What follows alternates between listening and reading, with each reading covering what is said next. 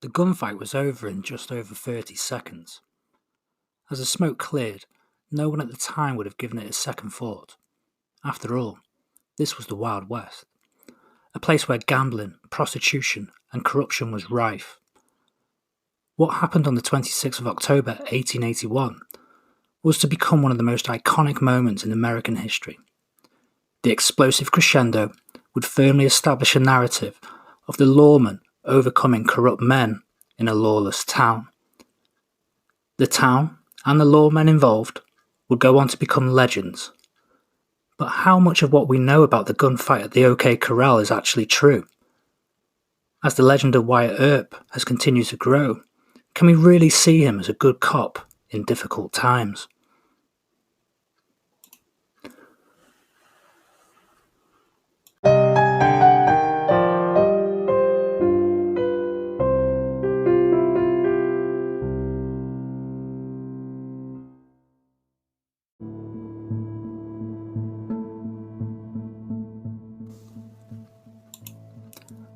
By the time Wyatt Earp had arrived in Tombstone, Arizona, he had already made himself a reputation as a lawman to be feared. This wasn't to mean that he had a squeaky clean past. He had left his first law enforcement job in Missouri following allegations of mishandling public funds in 1871. Later that same year, he was arrested for stealing horses, but the case never went to trial. He would find work as an enforcer at a brothel in Illinois before heading to Kansas. In Wichita, he would re-enter the law enforcement profession before quickly moving to Dodge City after seriously beating a man. Whether he had fled to escape any repercussions, we simply do not know.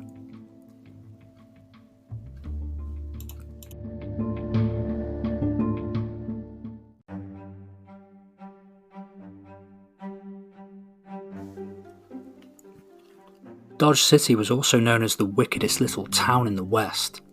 Its fierce reputation required the same from its police. Earp would go on to become the assistant marshal during the busy cattle ranching periods. Off-season, he would head to Texas and New Mexico to try his hand at professional gambling.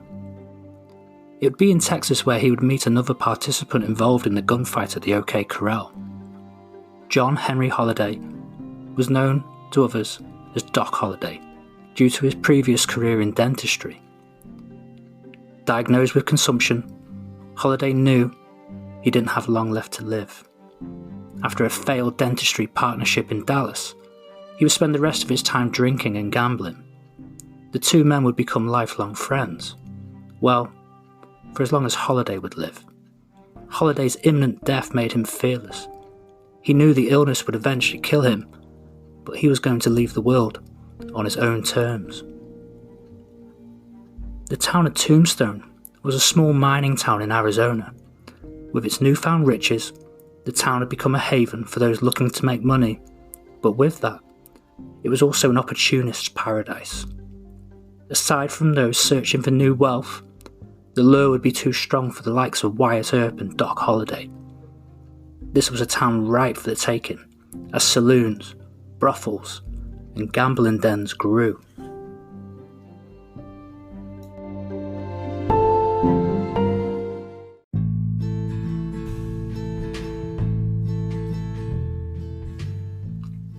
Moving to Tombstone in 1879, Wyatt would be joined by his brothers, Virgil and Morgan. Shortly later, Holliday would also join them. Virgil would be made the town marshal a short time later. The four men would become the law in this notorious town. In October 1881, the town would pass an ordinance prohibiting the carrying of weapons. It would be Virgil's job as town marshal to enact it. In order to help him do it, Virgil deputised his brothers and Doc Holliday. Soon the tempers were about to fray. It wouldn't take long before arguments began to erupt. One pivotal argument took place on the 25th of October between Doc Holliday and Ike Clanton. Clanton had a reputation as an outlaw and well known for cattle rustling. A fight would break out between the two men before being broken up. However, Ike was carrying a now illegal weapon, that Virgil had to remove. He would be taken to the judge in order to face his fine. Infuriated, Ike wanted revenge not only on Virgil, but the other Earp brothers and Holiday. He sought out a group of 5 other cowboys, including his brother Billy and the McClurys.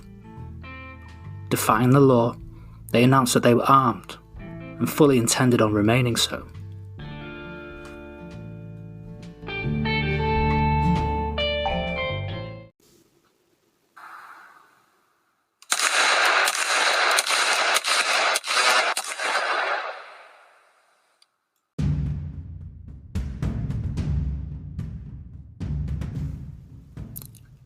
No one knows who fired first, as the 2 opposing parties met the day outside the O.K Corral. What we do know is that Wyatt Earp escaped unharmed. His brothers and Doc Holliday would be injured, but alive. The same could not be said about the Clantons and the McClurys. Tom and Frank McClury were dead, as was Billy Clanton. Ike and the others got away. There would, however, be consequences. Ike claimed that the Earps, with Holiday, shot at unarmed men. This led to the quartet being arrested themselves, accused of murder. The preliminary hearings would last a month, but it was proven eventually that 2 of the cowboys were in fact armed. The trial was thrown out. Justice, in Ike Clanton's eyes, had failed. But revenge was still clearly on his mind following the gunfight. Later in 1881, Virgil Earp was ambushed and shot. Although Virgil survived, his brother Morgan would not be so lucky in 1882 when he was killed.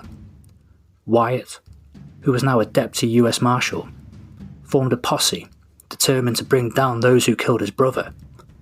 Soon, there was an arrest warrant out for Wyatt, and he fled to California.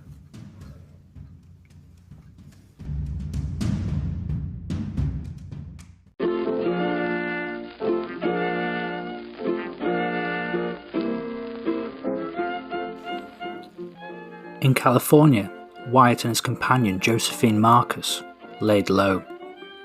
He would support himself through gambling, training horses, and promoting boxing matches. In 1896, he would even referee the fight between Bob Fitzsimmons and Tom Sharkey. Controversy would follow Wyatt even into the ring. Fitzsimmons dominated the fight and knocked out Sharkey, but Wyatt deemed that the knockout blow was actually illegal and awarded the fight to Sharkey. It was a scandal that would leave another blotch on an otherwise eventful life.